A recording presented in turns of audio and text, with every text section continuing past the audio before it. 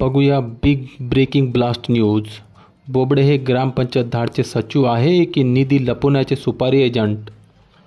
धाड ग्रामपंचायत निधीचा गोंधळ, सचिव रवींद्र बोबडेचा माहिती लपवा मोहिमेचा पर्दाफाश। 15 वित्त आयोगामार्फत केंद्र आणि राज्य सरकारकडून कोट्यावधी रुपयाचा निधी धाड ग्रामपंचायतीला प्राप्त झाला। माहिती मागितल्यावर गेल्या 3 वर्षातील माहिती ग्रामसेवक बोबडेंनी दिली। बघा हिशोबाचा युद्ध। केंद्र सरकारकडून आले 5,38,65,246 रुपये आणि खर्च दाखवला 6,68,34,508 रुपये। निधी कमी आणि खर्च जास्त, याला म्हणता बोबडे चमत्कार। अशा चमत्कारिक सचिवाला बदली करून पळ काढण्याची गरज नव्हती। पुरावे गुप्त खाती, 4 ठेकेदार, 6,68,00,000 रुपये खर्च, पण एकही पुरावा नाही। काम नेमकं कुठं झालंय किंवा झालंच नाही? करारपत्र ॲग्रीमेंट कुठं? खर्च किती? बिलंसुद्धा नाही। कोणत्या ठेकेदाराला कितीची कामं दिली ते पण नाही। सचिव बोबडे नाव ग्रामसेवक, काम घोटाळेबाज। राज्य सरकारकडून आलेली निधीची माहिती नाही, अशी भरपूर माहिती लपवली जात आहे। गाव म्हणजे त्यांच्यासाठी लुटीचा गोदाम। तसेच शासकीय निधी गहाळ।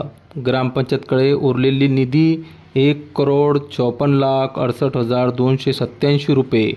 हे पैसा आगामी निवडणुकीचा मत विक्री बँक आहे किंवा सरपंच सचिव सदस्यांच्या खिशात जाणार?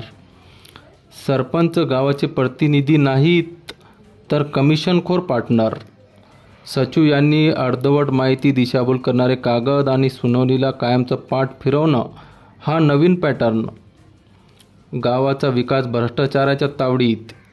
विकासाच्या मंडवाखाली भ्रष्टखोरीचा महायज्ञ रचलेले मास्टर माइंड कोण? ग्रामपंचायत चालवली जाते की भ्रष्टाचार प्रायव्हेट लिमिटेड?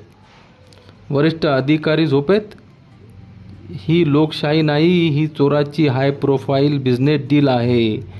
धाड ग्रामपंचायतीच्या नावाखाली सुरू आहे खाऊ आणि झाकूस संस्कृती।